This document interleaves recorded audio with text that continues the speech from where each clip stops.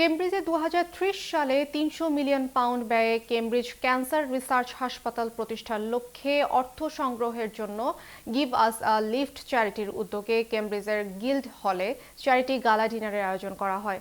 বিস্তারিত জানাচ্ছেন আমাদের কেমব্রিজ প্রতিনিধি মারুফ আহমেদ।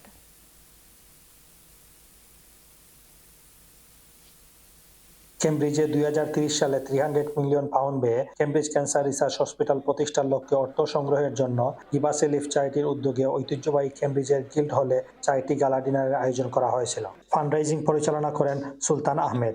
পবিত্র কুরআন থেকে তেলাওয়াত পাঠ করেন কেমব্রিজ সেন্ট্রাল মসজিদের ইমাম নুরুল্লাহ বেল্লি।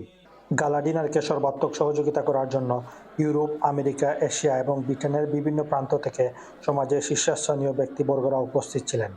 এছাড়াও প্রধান অতিথি হিসেবে উপস্থিত ছিলেন নোবেল বিজয়ী sir Venki Ramakrishnan, UNESCO goodwill ambassador এবং কেমব্রিজ ইউনিভার্সিটি নিউনাম কলেজের ফেলো ডক্টর হায়াত সিন্দি, ওয়ার্ল্ড একাডেমিক ইসলামিক চিন্তাবিদ এবং founder of Cambridge central mosque doctor Abdul Hakim Murad.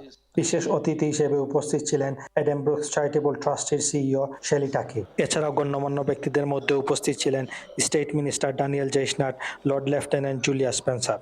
সুলতান আহমেদের পরিচালনায় অনুষ্ঠানে স্বাগত বক্তব্য রাখেন গিভ আস এ লিফটের trustee chair Aminul Islam. Our scientists and doctors work tirelessly, but they cannot do it alone. Through our unity, our tenacity, and our unwavering encouragement, we can make a real and lasting difference. প্রধান অতিথি হিসেবে বক্তব্য রাখেন sir Venki Ramakrishnan, doctor হায়াত সিন্দি, Sheikh Abdul Hakim Murad.